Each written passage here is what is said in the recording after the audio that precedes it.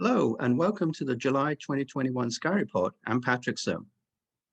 We begin with the morning sky. On July 7th, about 1 hour before sunrise, the elusive planet Mercury is about 4 degrees above the east-northeast horizon. Because Mercury is low in the sky, you need a pair of binoculars to see it.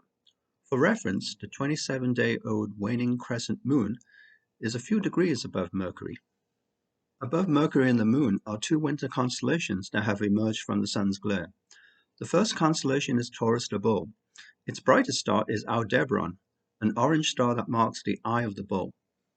Above Taurus the Bull, look for the Pleiades star cluster.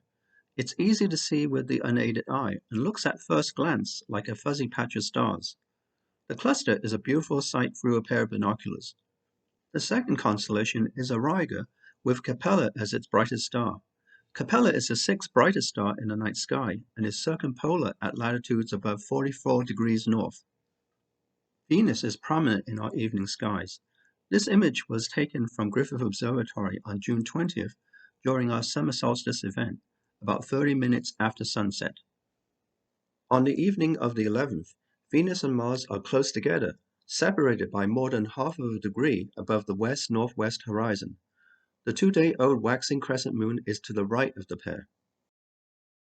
The next day, Venus moves closer to Mars. Both planets are separated by about 1 moon's diameter apart, while the 3-day-old waxing crescent moon moves into the constellation of Leo the Lion. Venus continues its movement around the Sun and in our sky.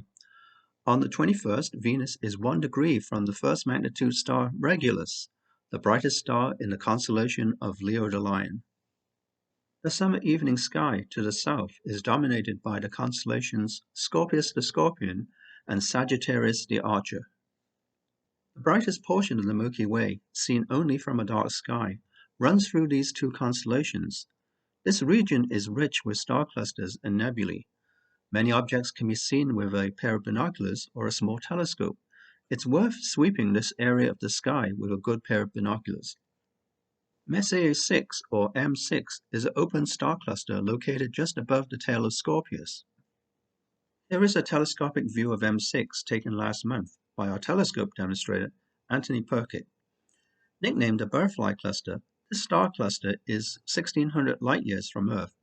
It's about 4.2 magnitude in brightness, visible to the unaided eye under a dark sky, and it's easily seen through a pair of binoculars.